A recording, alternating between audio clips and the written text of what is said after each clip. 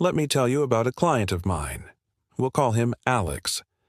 Alex was, by every conventional measure, brilliant, a software architect who could deconstruct complex systems into elegant, flowing code. But in meetings, he was perpetually baffled. He'd present a logically perfect solution, only to be met with crossed arms, deflections, or outright hostility. He'd leave these interactions frustrated, muttering about illogical people. The problem wasn't his IQ, it was that he was speaking the language of logic to people who were communicating in the language of emotion. His code compiled perfectly, but his social interactions were full of fatal errors. Alex, like so many of us, was struggling with what we call emotional intelligence. Emotional intelligence isn't some soft, nebulous concept. It's a concrete set of skills, a form of intelligence distinct from academic intellect, that governs our ability to recognize, understand, and manage our own emotions, and to recognize, understand, and influence the emotions of others.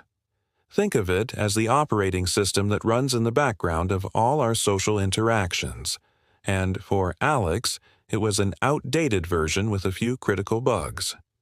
The first bug we had to patch was in the module of self-awareness. This is the cornerstone of EI. It's the ability to recognize your own emotional state as it's happening. Most people operate on a very basic level. I feel bad, or I'm stressed. But that's like a doctor saying, this person is sick without any diagnosis. We had to get Alex to build a more nuanced emotional vocabulary. He started keeping a simple journal. Not Dear Diary, but a log. When he felt that familiar surge of frustration in a meeting, he'd make a note. Later, we'd unpack it. Was it truly frustration? Or was it underneath that, a feeling of being disrespected? Or perhaps anxiety that his idea would fail? He discovered that his frustration was often a mask for a deep-seated fear of being seen as incompetent. This is a classic example of what we call a meta-emotion, the feeling we have about our feelings. Being angry that we're sad or ashamed that we're anxious. Once Alex could name the root emotion, it lost some of its power over him. He was no longer just frustrated. He was a man experiencing a specific, manageable emotion. That shift from being the emotion to observing it is revolutionary. With that new self-awareness, we could move to the next critical skill: self-regulation. This is not about suppression. Bottling up emotions is like shaking a soda can. Eventually, it will explode. Self-regulation is about choosing how and when to express an emotion. It's the pause between the trigger and the response. For Alex, the trigger was a colleague dismissing his idea. His old response was to double down on the logic, his voice getting tighter and more technical, which only alienated his colleague further. We worked on implementing a cognitive pause. When he felt that hot surge of defensiveness, he'd practice a simple technique. He'd consciously feel his feet on the floor, take one slow breath, and ask himself a single question. What is this person really needing right now? This tiny pause created just enough space for him to move from a reactive state to a responsive one. Instead of arguing, he learned to say, "It seems like you have some concerns about the feasibility. Can you help me understand what part worries you most?" This simple reframe did two things. It acknowledged the other person's emotional state, their concern, and it invited collaboration instead of confrontation. He wasn't being fake. He was being strategic with his genuine emotions, channeling them towards a productive outcome. Now, these first two skills are internal. They're about managing your own inner world. But social skills are a two-way street, and that's where the external components of EI come in: empathy and social awareness. Empathy is often misunderstood. It's not about feeling sorry for someone. That's sympathy. Empathy is the ability to step into another person's shoes and understand their perspective and their feelings. It's a cognitive and emotional skill. Social awareness is the practical application of that empathy in real time within a group dynamic. Let me give you an example from Alex's journey. His team was working on a tight deadline, and a junior developer, Sarah, kept missing her targets. Alex's old mindset was pure logic. She is incompetent. She must be replaced. But after we worked on empathy, he started to get curious. He noticed the dark circles under her eyes, her subdued tone in stand-up meetings.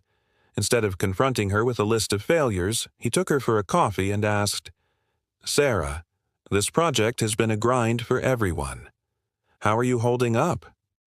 That simple empathetic opening, rooted in genuine social awareness, opened the floodgates. Sarah confessed her mother was ill, and she was struggling to balance caregiving with work. The problem wasn't incompetence, it was overwhelm. By seeing the situation through her eyes, Alex was able to move from a punitive stance to a supportive one. He helped redistribute some of her workload, and her performance and morale skyrocketed. He didn't just solve a performance issue, he built immense loyalty and trust. That's the power of accurate empathy.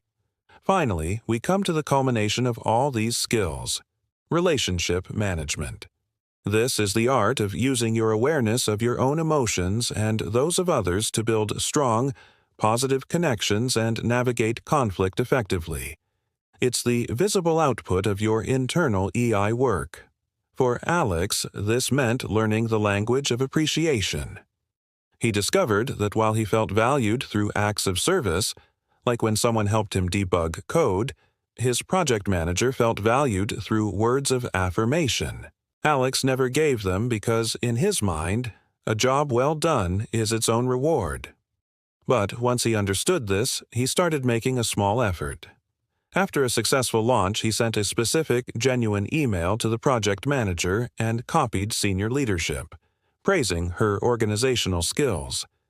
The impact was profound. She became one of his biggest advocates. He was now speaking her emotional language. The story of Alex isn't unique. He is a stand-in for every person who has ever felt misunderstood, or who has struggled to understand why their best logical arguments fall on deaf ears. The transformation he underwent wasn't about becoming a different person. It was about integrating these skills of emotional intelligence into his existing personality. He's still a brilliant logical software architect, but now he's also a leader who can read a room, de-escalate tension, and inspire his team. He learned that while you can command compliance with logic, you can only inspire loyalty with emotion. So, the next time you find yourself in a difficult social situation, whether it's a tense meeting or a misunderstanding with a loved one, I want you to try a simple audit.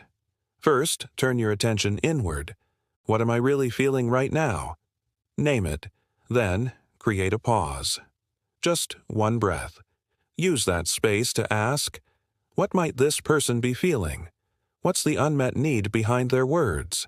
This isn't about winning an argument. It's about building a bridge. And building that bridge, developing that emotional intelligence, is the single greatest investment you can make, not just in your social skills, but in the overall quality of your life and the lives of everyone you connect with. It's the code that allows us to truly connect.